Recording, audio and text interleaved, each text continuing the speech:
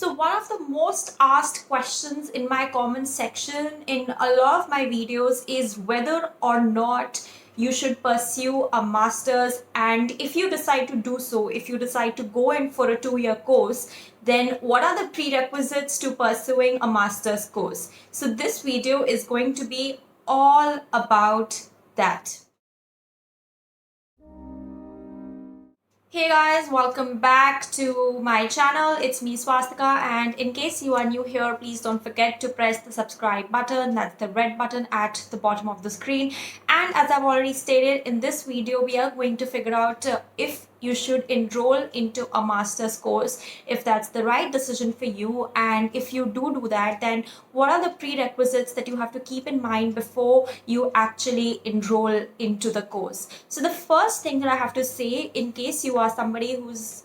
probably gotten an admission or is going to get admission into a master's course, is that you have to be very sure about the subject that you are applying for. So unlike a bachelor's degree, which is more of a spoon feeding event by your parents and your family, because they essentially tell you and they mentor you and they guide you into the process and they tell you that these are the subjects you can apply for and this is what you can do, this is what you can't do. A master's is a completely different ball game, and I really emphasize upon that, because once you get your master's degree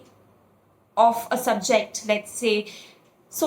in social sciences we can talk about sociology or political science, or in science subjects we can talk about maths or physics. So once you get your master's degree into hand, you are essentially the masters of that subject. That means that everything related to and about that subject you should definitely have a flair for, an idea for, and you should know everything about that subject. So if you are not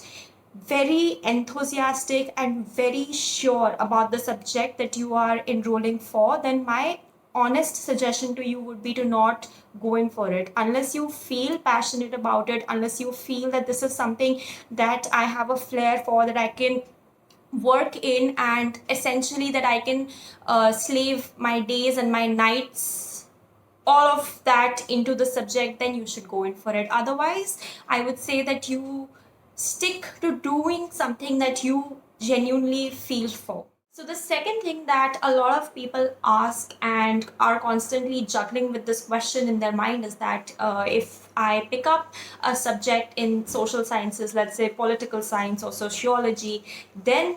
if I do a master's, then should I prepare for UPSC with it, or will it be too much to juggle all at once? So the answer for this question is not a simple one, because you yourself are the captain of your ship and you understand your abilities well. But in my honest opinion, and if I was to give it to you, I would say that you should stick to masters if you are doing masters. If you are not doing masters with an academic inclination, then that sort of takes away the fun of actually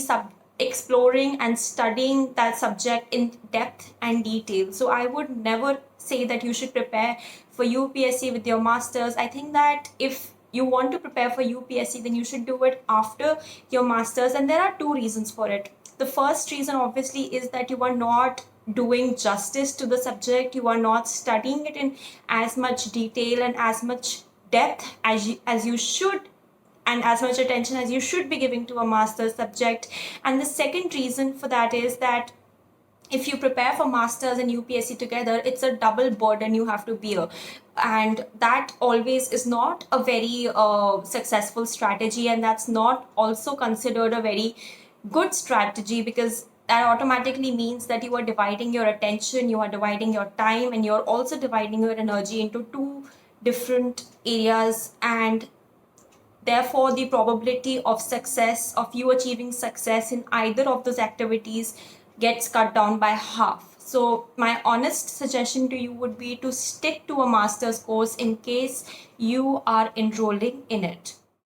And the third thing that I want to say that directly corresponds to the two things that I've already said before is that masters is a very gruesome process in case you are doing it from a good university, and getting a good CGPA in your masters is very difficult, and it's a completely different ball game. I think most of the people understand and know that getting a bachelor's degree in India is not that difficult, and even getting good marks is not that difficult because most of us rely entirely on